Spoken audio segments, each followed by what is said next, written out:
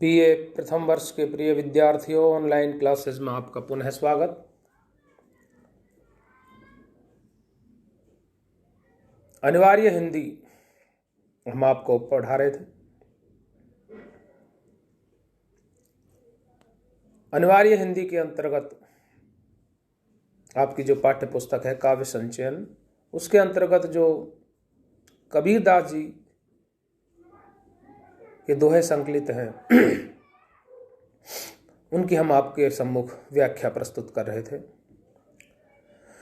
जिसमें सर्वप्रथम गुरुदेव को अंग हमने आपको पढ़ाया। सतगुरु की महिमा के बारे में आपको बताया कि कबीरदास जी किस प्रकार सतगुरु को संसार सागर से पार उतारने वाले के रूप में प्रस्तुत करते हैं। माया मोह रूपी संसार में जो अंधकार व्याप्त है उसे मिटाने के लिए वो दीपक स्वरूप प्रकट होते हैं आपके जीवन में।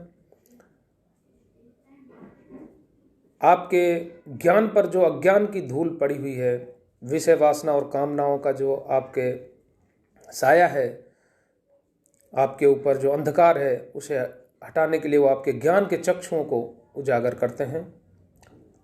अतः उनकी महिमा अनंत है, उनके उपकार अनंत है, क्योंकि उन्होंने अनंत ईश्वर को दिखाने में आपकी मदद की है, आपको सत्य का ज्ञान कराया है, सत्य का आभास कराया है। जो आप पुरातन जो परंपराएं हैं, अंधविश्वास की, पाखंड की, आडंबरों की, जिसमें ढोंग ज़्यादा है, सत्यता कम है, उससे अलग हट करके और सत्य का मार्ग दिखाने के लिए आपके हाथ में उन्होंने दीपक रखा, जिसके उस दीपक के प्रकाश में आपने सत्य का मार्ग अपनाया। ये केवल सतगुरु द्वारा ही संभव हुआ। अतः सतगुरु की महिमा अनंत है। सतगुरु ने रास्ता दिखाया तो ईश्वर के प्रति जीवात्मा का रुझान हुआ, मनुष्य का रुझान हुआ। वह उस परम तत्व को प्राप्त करने के लिए अग्रसर हुआ, उससे प्रेम हुआ। और जब प्रेम होता है, वह प्राप्त नहीं होता, तो वह स्थिति विरह की स्थिति होती है। जब हम किसी से प्रेम करते हैं तो निश्चित रूप से प्रेमी का सानिध्य प्राप्त करने की कोशिश करता है प्रेमी, कि जिससे वह प्रेम करे वो उसके पास हो, उसे वो दिखाई दे, उसका सानिध्य प्राप्त करे, उसके सामीप्य रहे। जब वह मिलता नहीं है, दिखता नहीं है, उसका आभास नहीं होता है, और जबकि प्रेम उससे है, आत्मा की उत्कट इच्छा है उससे मिलने की, तो विरह उत्पन्न होता है। तो विरह को अंग आपको मैं अब व्याख्या करूंगा। विरह को अंग बिरहन ऊभी पंथ सिर पंथ ही पूजे धाई, एक शब्द कही पीव का कब्रे मिलेंगे यार। विरहनी हमारी जो आत्मा है वो परमात्मा के वियोग में विरहनी हो रही है, वियोग में है, और वो इतनी तड़प रही है उसके विरह में कि वो एक शब्द पिया का कोई ये कह दे कि वो कब आएंगे, इसे सुनने के लिए वो तरस रही है। और वह आते जाते हुए लोगों से पूछती है, पंथ से जो रास्ता का जो पथिक है उनसे भाग कर दौड़ करके पूछती है कि मेरे को एक शब्द तो पीव का कहो कि वो कब आके मिलेंगे। अर्थात इसका आशय यह है विद्यार्थियों कि विरहनी कोई और नहीं, वो आत्मा रूपा है। और परमात्मा के जो पथिक हैं, साधु संत, ज्ञानी, वैरागी,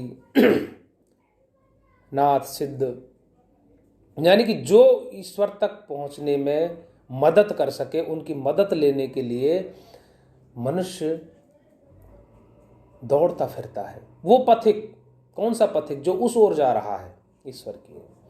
तो उससे पूछता है कि मैं भी कब मिलूंगी, मैं भी विरह में हूं। तो यह इसका आशय है, कब्र मिलोगे उस ब्रह्म से।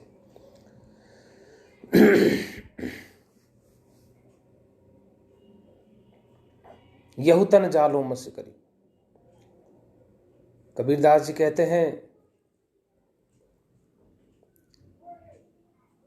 कि उसको कैसे बताऊं, मैं कैसे सुनाऊं कि मैं तेरे विरह में कितनी तड़प रही हूं, कितना दुखी हूं तेरे विरह में।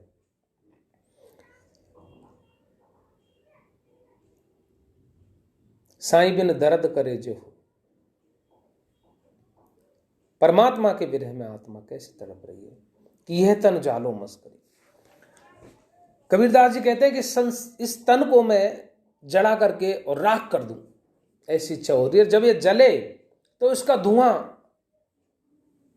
ऊपर आकाश की ओर, सड़क की ओर जाए, तो उसको पता चले कि तेरे विरह में कोई जल रहा है, तो हो सकता है वो दया करे और अपने प्रेम की बरखा मेरे ऊपर कर दे कि वो मेरी आग बुझ जाए, तपन बुझ जाए, वो आ जाए और मुझसे मिल जाए। देखिए आप विरह की पराकाष्ठा देखिए आप कि विरह में कितने दग्ध हैं कबीरदास जी कि यह तन जालो मस करी, जो धुआं जाई सरग, मत वे राम दया करे, बरस बुझावे अग। और कहीं उनको दया आ जाए कि ये मेरा भक्त जल रहा है और वो प्रेम रूपी वर्षा कर दे, अर्थात मिलन हो जाए, तो मेरी आग, मेरी तपन, मेरे विरह की अग्नि शांत हो जाए।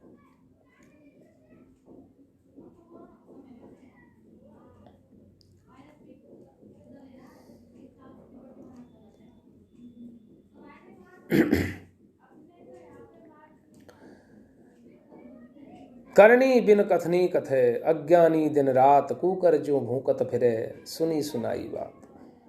करनी बिना कथनी को अंग है, करता आदि से कीर्तन ऊंचा कर कर तूंड, और जान बुझे कुछ, जाने बुझे कुछ नहीं, यूं ही आंधा रूट। ये उन पाखंडियों के ऊपर है जो कीर्तन करते हैं लेकिन जानते बूझते कुछ नहीं और पाप में रक्त रहते हैं। कूकर जो भूकत फिरे, सुनी सुनाई बात।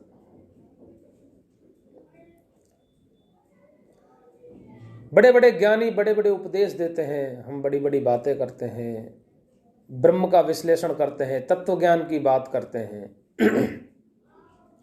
आत्मा परमात्मा का भेद बताते हैं कि आत्मा क्या है, जीव जगत ब्रह्म की बड़ी बड़ी दार्शनिक बातें करते हैं, लेकिन वो सब कैसी हैं? वो सुनी सुनाई है, हमने कहीं सुनी है, पढ़ी है, बस उसको दूसरे के सामने व्यक्त कर रहे हैं, यानी उन पर अमल नहीं किया। कूकर जो भूकत फिरे, सुनी सुनाई बात। देखिए क्या उदाहरण दिया है उन्होंने कि जैसे कुत्ता बस भौंकता है क्योंकि उसको भौंकना ही आता है, क्योंकि उसने भौंकना ही सुना है आज तक। ऐसा ही आप कर रहे हैं। क्यों? क्योंकि आप कह तो बहुत रहे हैं, कहता तो बहुता मिला, गहता मिला न कोई। करनी बिन कथनी कथ है, कहता ही कहता है, करता नहीं है, जीवन में उसको स्वयं धारण नहीं करता, उसके ऊपर अमल नहीं करता, उसके अनुसार आचरण नहीं करता, उपदेश ही उपदेश देता है। क्योंकि पर तुलसीदास जी ने भी कहा ना, पर उपदेश कुशल बहु तेरे, ये आचरज ही ते नरण घनेरे। दूसरे को उपदेश देना आसान है, उस पर आचरण करना बड़ा कठिन है। यही कबीरदास जी कहते हैं कि करनी बिन कथनी कथे, अज्ञानी दिन रात, कूकर जो भूकत फिरे, सुनी सुनाई। करता दी से कीर्तन ऊंचा कर कर तूंड, और जाने बूझे कुछ नहीं, यूं ही आंधा रूंड। भ्रम है संसार में, वो कहते हैं कि माया महाठगनी हम जानी, केशव के कमला है बैठी, शिव के भवन भवानी, और पंडा के मूरत है बैठी, तीरथ में भई पानी, माया महाठगनी हम जानी। भ्रम है।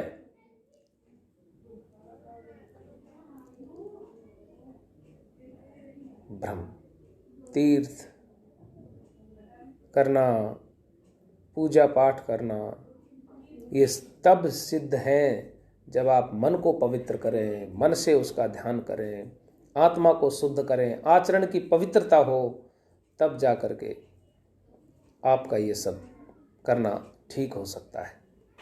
मन मथुरा दिल द्वारिका, काया काशी जान, 10वां द्वारा बहुरा, तामे ज्योति पिछाण। वो कहते हैं कि मन मथुरा, मथुरा जाने की जरूरत नहीं है, अपने मन को मथुरा बना। दिल द्वारिका, दिल को द्वारिका, और ये काया है, इसको आप काशी जानो, यानी सारे तीर्थ आपकी काया में ही समाये हैं। और जो 10वां द्वार है ना बेहुरा, उसमें ज्योति ब्रह्मरंध्र, 9 पौरी पर 10वां द्वारा, वो लिखते हैं ना घर पद्मावत में भी बात करते हैं जैसी ऐसी। तो 10वां द्वारा तामे ज्योति पिछाण, उसमें उस ब्रह्म की ज्योति को पहचान, वहीं देख, अंतर में ही देख, घट घट में है वो। कस्तूरी कुंडल बसे मृग ढूंढे बन माय, ज्यों घट घट राम है दुनिया देखे। तो मन मथुरा दिल द्वारिका, काया काशी जान, 10वां द्वारा बेहुरा, तामे ज्योति पिछाण।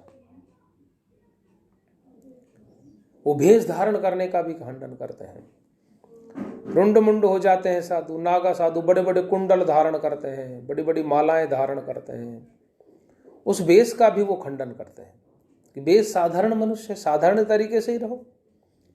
कबीरा माला काठ की कही समझावे, तो ही मन न फिरावे आपनो, कहा फिरावे मुँह। कबीरदास जी कहते हैं कि जो ये काठ की माला है ना, ये तुझे ही समझा रही है उल्टी, कि मुझे मत फिरा, अपने मन को फिरा ले। जो मन में विषय वासना कामना तृष्णा इच्छा है ना, जो मन चलायमान हो रहा है तेरा, जो हमेशा सुख पाना चाहता है, साम दाम दंड भेद की नीति अपना कर भी जो अपने सांसारिक सुख और भोग लिप्सा में रक्त रहता है, उसको फिरा, उससे प्रेम की ज्योति जगा, उसको पवित्र कर, सत्य के मार्ग का अनुसरण कर। मुझे फिराने की आवश्यकता नहीं है। कबीरा माला काठ की कही समझावे तोय, और मन न फिरावे आपना, कहा फिरावे मोय। मुझे फिराने की आवश्यकता नहीं है, अपने मन को ही फिरा ले। देखिए आप, यह है कबीरदास जी की विशेषता। मन मथुरा दिल द्वारिका, काया काशी जान।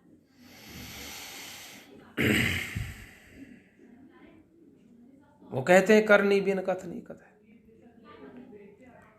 सतगुरु प्रेम कराता है ईश्वर से। प्रेम होता है तो ईश्वर को प्राप्त करने की चाह होती है, विरह में रक्त रहता है, विरह का। करनी और कथनी में समानता की बात करते हैं कबीर। आडंबरों की, पाखंडों की निंदा करते हैं, तीर्थ व्रत की निंदा करते हैं, अगर आपने अपने अंतस में उस ईश्वर को नहीं देखा तो। कबीरा माला काठ की कही समझावे तो मन न फिरावे आपनो, कहा फिरावे मोय। मुझे फिराने की आवश्यकता नहीं, अपने मन को ही टटोल। इस प्रकार से कबीर देखिए किस प्रकार से आडंबरों का खंडन करते हैं और अपने मन की पवित्रता पर बल देते हैं, आचरण की पवित्रता पर बल देते हैं, सत्य के मार्ग के अनुसरण की ओर अग्रसर करते हैं भक्त को। संत कबीर दास जी। विद्यार्थियों, ये जो दोहे हैं इनको आप याद करें, पढ़ें, सुने मेरे वीडियो को। समझ में नहीं आया तो मुझसे पूछें। एक साथ ज़्यादा करने से आपको, क्योंकि मेरे कई 30-30 मिनट के जो वीडियो थे 20 से कम तो बहुत कम बनाए हैं मैंने, तो लड़कों को ये शिकायत रहती थी कि सर थोड़ा थोड़ा आप बनाएं। तो मैं अब इसको यहीं समाप्त करता हूँ। अगला वीडियो में आगे के दोहों की व्याख्या करूँगा। तब तक के लिए